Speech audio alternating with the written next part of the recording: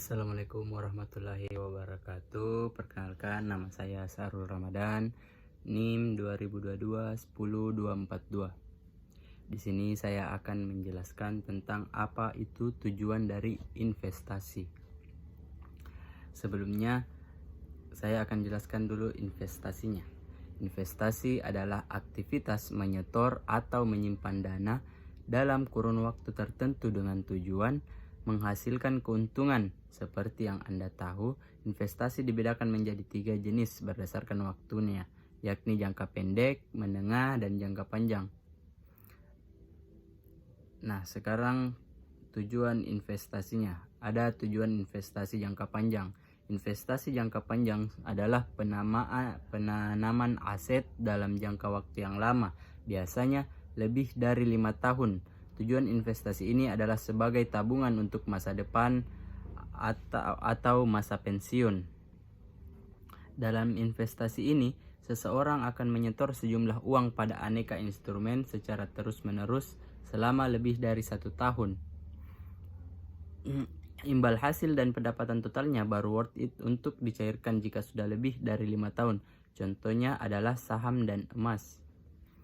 Bisa dikatakan investasi jangka panjang cocok bagi Anda yang memiliki modal kecil. Prinsipnya sama seperti menanam kekayaan lalu diputar guna mendapat penghasilan yang lebih besar di masa depan. Investasi jenis ini tidak cocok bagi Anda yang menginginkan hasil instan atau berencana menarik dananya dalam waktu dekat. Selanjutnya ada tujuan investasi jangka pendek. Berlawanan dengan investasi jangka panjang, investasi jangka pendek adalah kegiatan penyetoran atau penyimpanan sejumlah dana dalam kurun waktu yang singkat, biasanya kurang dari 1 tahun. Keuntungannya adalah mendapatkan return atau imbal hasil dengan cepat. Tak hanya itu, investasi ini memberi investor fleksibilitas untuk memutuskan kapan akan berinvestasi. Itu sebabnya tujuan investasi jangka pendek lebih sebagai penambah cash flow atau pemasukan dalam jangka waktu singkat. Tak hanya itu, investasi jenis ini mampu meminimalisir risiko kerugian pada portofolio investasi ketika pasar modal berada dalam kondisi tidak stabil. Selanjutnya, tujuan investasi menengah. Investasi jangka menengah adalah kegiatan penyetoran dana dalam jangka waktu 1 hingga 5 tahun ke depan. Tujuan dari investasi ini adalah sebagai pemenuhan kebutuhan yang hendak direalisasi dalam jangka waktu tersebut.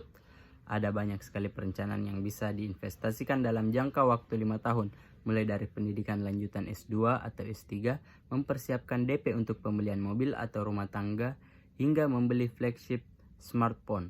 Investasi jenis ini paling banyak dilakukan oleh berbagai macam investor pemula, mengingat risikonya yang tidak sebesar investasi jangka panjang, namun punya return yang lebih besar dari investasi jangka pendek.